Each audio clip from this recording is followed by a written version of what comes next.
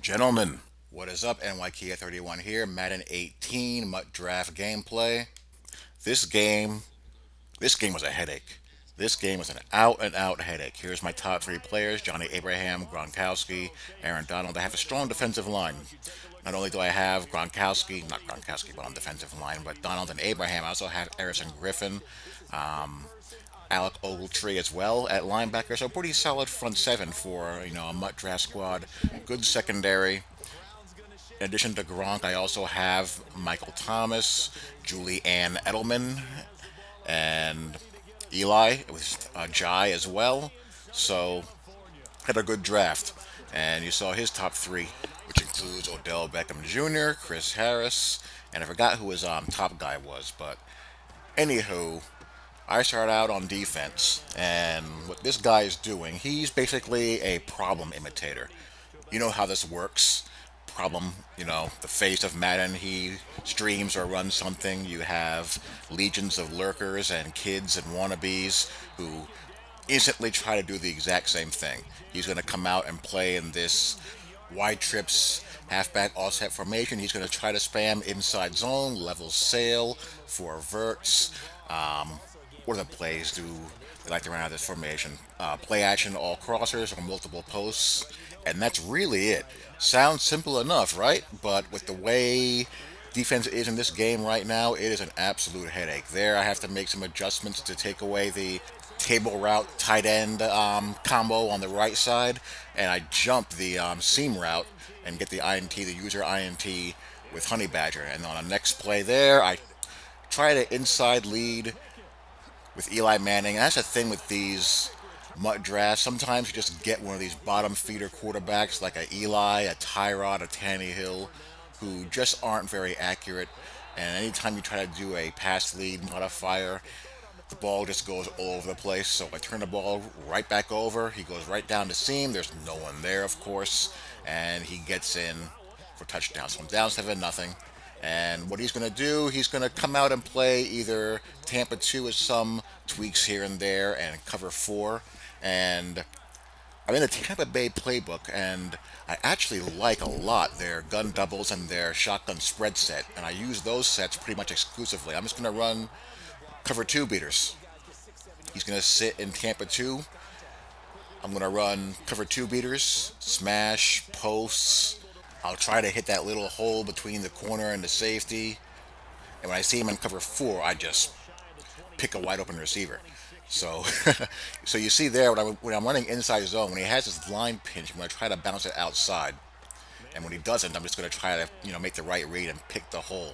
I could have thrown with a flat route there, but he also had his line pinched so far in that there's no one outside. So I can plod with Eli for 7 yards. Play action pass, and again, as I was saying before, I probably did not have to high point that one. I thought he was going to peel off the shallow to go back on that out route, so I high passed it just to be safe, and Eli sails it.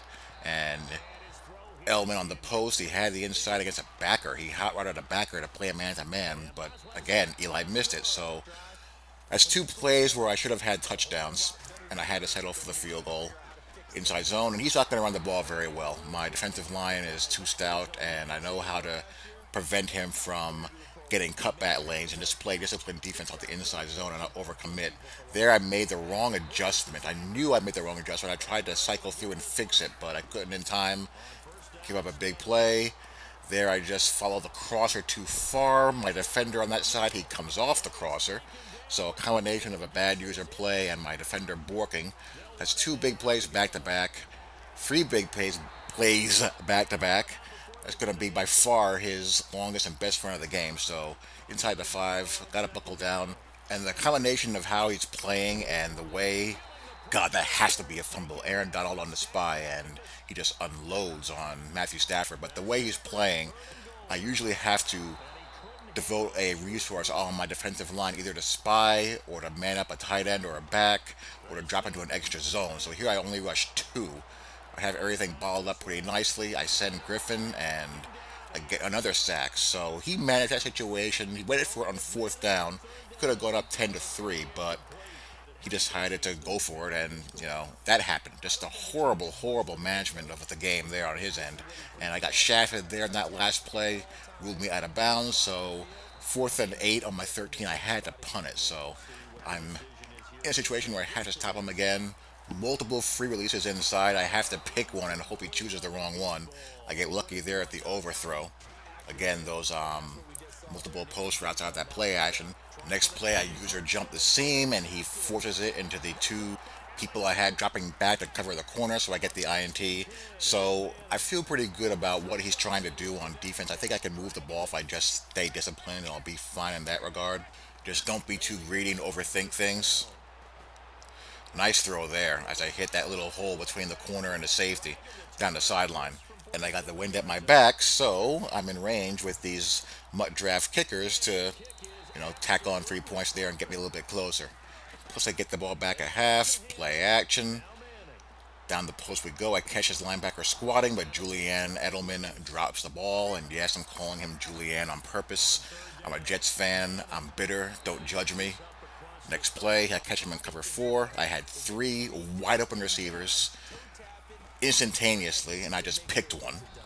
So back on the ground, inside the zone. I mean, this is just basically a he does this, I do that type of game. I have all day, and I, just hit Edelman again, just squatting there in the flat. There was no one there. Everyone drifted back. So easy game there. He pinches his line. I go outside in the inside zone, basically turning it into an outside zone. And I almost house out with a jai. So I'm in good shape. Just got to punch it in. They run the ball again. He's not getting out of that Tampa 2, even inside the 5.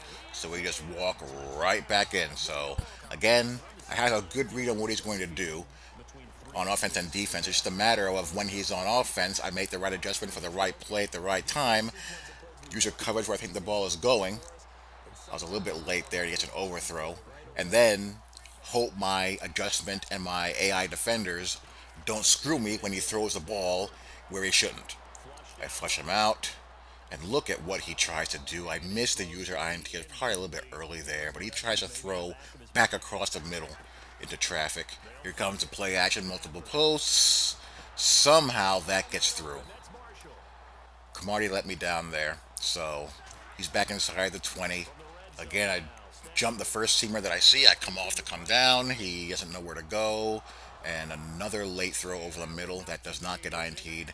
At least it gets batted down. So 2nd and 10. Tries to run. Nope. Running has been tussling from all game except for that one run. So 3rd and long. My spidey senses told me to blitz. Always listen to your gut.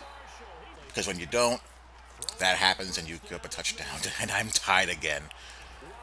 Elvin over the middle, open, hangs on. And I want to get the game to the point where I score and not leave a lot of time on the clock.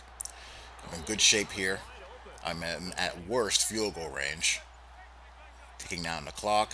Pinch line. I'm going to run. Bounce it out. Again, drain the clock. I want to make him use his timeouts. And absolutely no turnovers. Gronk. Eli throws it a mile wide for about the 5th time this game. 3rd and 4. I'm going to run it. I get it. He overruns me. So that puts me in really good shape. He's going to have to use timeouts now. I don't trust my QB to throw over the middle with any kind of accuracy, so I just try to maybe sneak a wide receiver screen in there. Doesn't work, so I'm going to settle for the field goal and just try to clamp down. Clamp down, make him force something, and hopefully get a turnover. So here we go. Buckle up. Cover 4, and how in the world does no one break on this? My corner starts to, and then he stops. I dropped an extra vertical hook back there, so he had plenty of traffic to clear, and they just don't do anything. Here comes that play action verticals play. He gets greedy here, finally, and Malcolm Butler. Finally, I had someone undercut it and make the pick. So Malcolm Butler steps up and seals the game for me, and we get the W. So, yeah, that game basically was just a nuisance. And it took all I could do to just kind of hold things together on defense enough against very simple stuff. And as you saw, I had excellent personnel in my D line and my secondary. I had Honey Badger, I had DRC, Malcolm Butler, Johnny Abraham, Aaron Donald, Erison Griffin, and it was a fight to get them to do anything. So, bottom line, we eke out the W. Hope you guys enjoyed. Love to hear you guys' thoughts. Talk to y'all later.